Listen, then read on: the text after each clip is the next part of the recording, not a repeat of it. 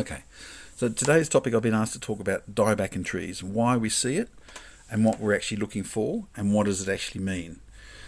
So dieback in a tree. So if we take a gum tree for example, so we're looking, and I'll keep the term simple. So if we're looking at a gum tree, and we see dieback in the tips of the tree, so we're seeing the outer canopy is reducing, and we're seeing dead tips of branches that were previously live. So we're seeing the tree actually going through, it's gone through stress, as I call it, then it goes through strain, and then the last stage is heading towards death. So the first stage is when you see a tree sort of wilting. It's looking off colour, it's not glossy, it's looking a bit sad, it's having some leaf drop without actually any excessive dieback in the branches or anything like that at all. It's the canopy's thinning out, it's just looking tired, it's exhausted. Whatever's causing it problems, whether it's a pest or whether it's environment or climate, is causing problems. And those stages there, I generally sort of say to somebody, look, a good watering with some Seasol, provided that it's not as a result of drowning conditions, so we don't want to put more water on a tree that's drowned. So we'd look at the climate that we've just been experiencing the last couple of weeks or months. Generally you'll find that the first signs of stress are within 6 weeks of the event. So you'll start seeing problems that are the here and now. So that's relatively easy to monitor. And it'd be nice to be called in during that time, because quite often I'll get called in once the tree is totally dead and say, why? And I think, well, if I'd known 2 years ago or 3 years ago, we could have done something about it. Anyway, so the second stage is you'll start seeing that the tree is becoming far less foliated, and you'll start seeing more tips dying back. So the leaves are dying from the outside in. So the umbrella foliage that the tree originally had, and there was pockets of where you could not see sunlight through the canopy. Now you can see a lot more sunlight. Basically anywhere you stand under the canopy and look up, you'll see sunlight through the canopy. It's showing that the percentage of leaf drop is somewhere around, it's dropped already between 25 to 40% of leaves, or a third of its leaf coverage is gone.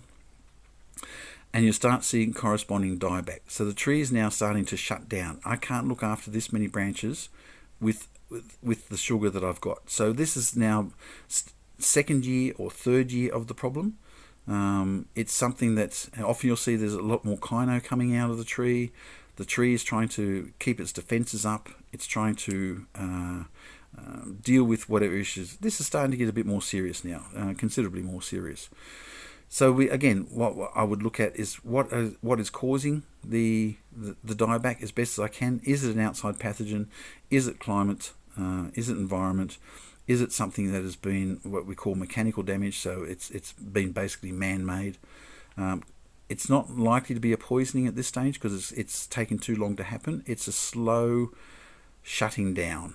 So we need to either do something to actually invigorate its life.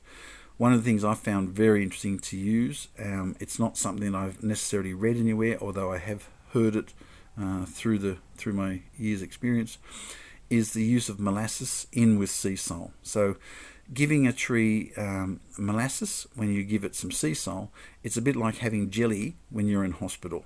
So you're getting something liquid and you're getting something sugar. Now that's not necessarily to say that the tree is going to suddenly revert to taking up all its sugar from its roots as opposed to making it itself. But if the food making factory is in dire straits, you want it to be able to get some sugar from somewhere. So nutrients are good. Seasol is great if you want that continual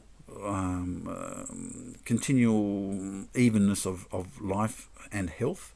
So Seasol to me is a bit like giving your child your peas, the broccoli and the carrots.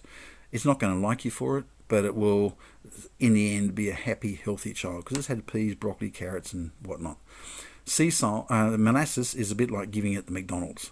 So it's a sugar hit. It doesn't necessarily have any long-lasting effect. The kid will love you for it, but if you give it McDonald's every day for a week, it's going to be as sick as a dog. So we're not trying to do that. We were trying to, maybe in those situations I've diagnosed, and I would say to the people, look, we need to have a starting point. I need to have a reference point. So from today is the starting point.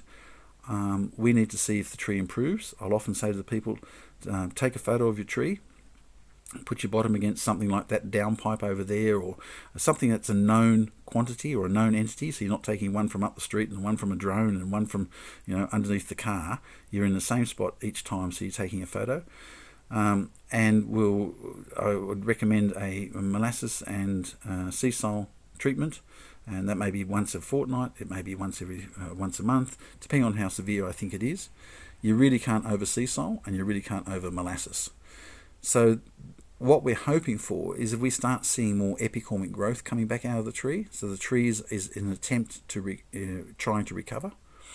If it's too far gone, we'll see more dieback as the tree shuts down further and further till it gets to the point where it's no longer able to photosynthesize enough sugar to look after itself. So it's basically starved to death, which is really unfortunate.